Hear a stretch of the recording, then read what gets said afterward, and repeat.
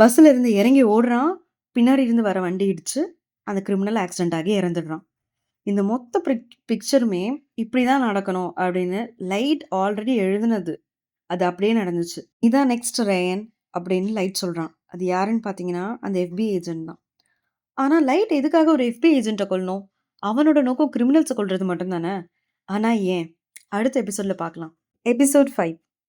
FBI agents இந்த கேஸ்ல involve ஆகியிருக்கிறத நீயும் சீக்ரெட்டா வச்சுக்கோ. நானும் இத போலீஸ் கிட்ட சொல்ல மாட்டேன். அப்படின்னு சொல்லிட்டு ஏஜென்ட் ரே பின்பர் அந்த சம்பவம் நடந்த இடத்துல இருந்து கிளம்பிடுறாரு. ஏஜென்ட் ரே வீட்டுக்கு போனதும் அவர் ஃபியான்ஸ் கிட்ட, அதாவது அவர் கல்யாணம் பண்ணிக்க போற பொண்ணு கிட்ட, ஹைஜாக் ஆன பஸ்ல நானும் தான் இருந்தேன். நீங்க கொஞ்சம் காஃபி கொண்டு வா அப்படின்னு சொல்றாரு. அவரோட ஃபியான்ஸும் ஒரு முன்னாள் FBI ஏஜென்ட் தான். அவங்க என்ன சொல்றாங்க? என்ன சொல்றீங்க? நீங்க இருந்த இடத்துலயே மர்டர் நடந்திருக்கு. அந்த இடத்துல நீங்க அந்த நபர சந்தேகப்பட்டு தான் பின்னாடி போயிருக்கீங்க. அப்ப இதெல்லாம் பார்க்கும்போது உங்களுக்கு சந்தேகம் வரலையா? அப்படின்னு கேட்குறாங்க.